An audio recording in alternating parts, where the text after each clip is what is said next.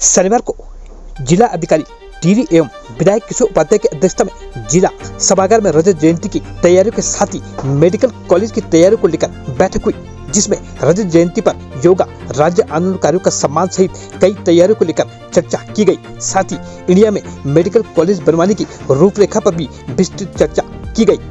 इस मौके पर अधिकारी, राज्य आंदोलनकारी उपस्थित रहे। क्योंकि ये रजत जयंती वर्ष है उत्तराखंड का, और उत्तराखंड निर्माण की अनुगूंज भी ये टिहरी जनपद से यहाँ के आंदोलनकारियों जिसमें यहाँ से उठी। तो जिस तरह से हमारे यशस्वी प्रधानमंत्री नरेंद्र मोदी जी ने कहा है कि ये दशक उत्तराखंड का है, और उस भावना की रक्षा के लिए वो 9 तारीख को यहाँ आ भी रहे हैं माननीय प्रधानमंत्री जी। और जिस तरह से हमारे यशस्वी मुख्यमंत्री पुष्कर सिंह धामी जी पर उनका स्नेह है केंद्र सरकार का, पार्टी का, और साथ में नरेंद्र मोदी जी का, तो ये आज से जो 1 तारीख है, और ये आज के दिन ये माना जाता है कि जीवन आज ही शुरू हुआ। जल की उत्पत्ति आज के दिन से मानी जाती है। ये इगास का, और ये कितना स्मूथ रहता है ना। आप ये देखो कि जो हमारा सिस्टम है कि जब देवशयनी एकादशी थी तो भगवान विष्णु ने भगवान शंकर को बोला भाई तुम पालन करो, और आज जो है वो निद्रा से जागे हैं तो उसमें कोई झगड़ा नहीं हुआ।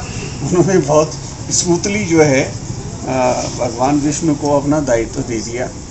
तो और भी आज का बहुत अच्छा दिन है, तो इसलिए आज से शुरू होकर के हमें आदेश हैं हर नेता को कि भाई आपको अपने गांव में जाना है और उसमें विकास का पर्व मनाना है।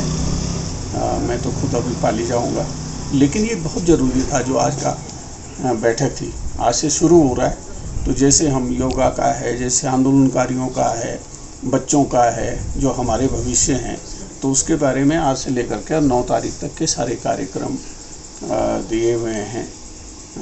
उसमें बहुत शिद्दत के साथ हमारी पार्टी भी और हमारा शासन प्रशासन भी उस पर जुटेगा।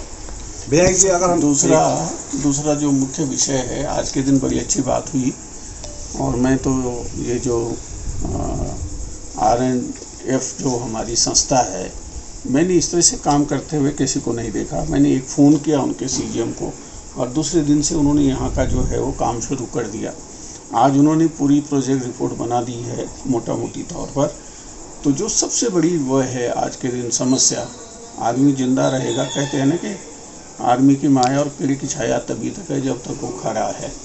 तो यहाँ जो जिस तरह से हम जो स्वास्थ्य सेवाओं का है किया, उन्हें अच्छा काम किया। एक भी मेडिकल कॉलेज नहीं था, 5-6 मेडिकल कॉलेज बन गए हैं।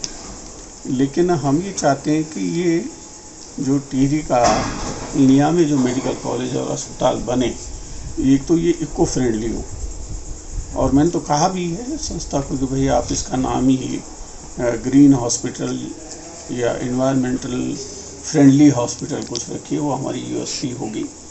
और अभी से जिस तरह से हमारा जिला प्रशासन, हमारी जिलाधिकारी नीतिका जी उस पर रुचि ले रही हैं, मैं चाहता हूँ कि उन्हीं के कार्यकाल में ये बन करके तैयार हो जाए। और उसमें अभी इन्होंने अपना काम कर दिया है, जो कार्यदायी संस्था है, हम व्यवस्था करेंगे। और मेरे ख्याल से उसमें जो मोटा मोटी है वो 800 करोड़ रुपए लगेंगे। हम एक नई उसमें ये भी कोशिश कर रहे हैं कि जो वेजिटेबल स्टेट के जो मरीज़ हैं, जो ना कुछ जो है बोल सकते हैं, उनको कुछ पता ही नहीं है, कोमा में हैं, तो उनके लिए अलग से मेरे ख्याल से उत्तर भारत में है ही नहीं कोई व्यवस्था, और उनके परिवार बहुत परेशानी में होते हैं। तो उसके लिए हम अलग से व्यवस्था करेंगे, जिससे कि उन परिवारजनों को तकलीफ ना हो।